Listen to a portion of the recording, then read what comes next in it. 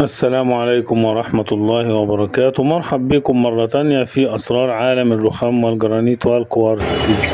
الخامة اللي قدامنا دي كوارتز جولد اللي هو بيسموه اسباني، لكن زي ما انا بقول في كل الفيديوهات مصنع في الصين. كل الكوارتز بيتصنع في الصين، النظيف واللي مش نظيف، الدرجة الاولى والدرجة التانية كله مصنع في الصين.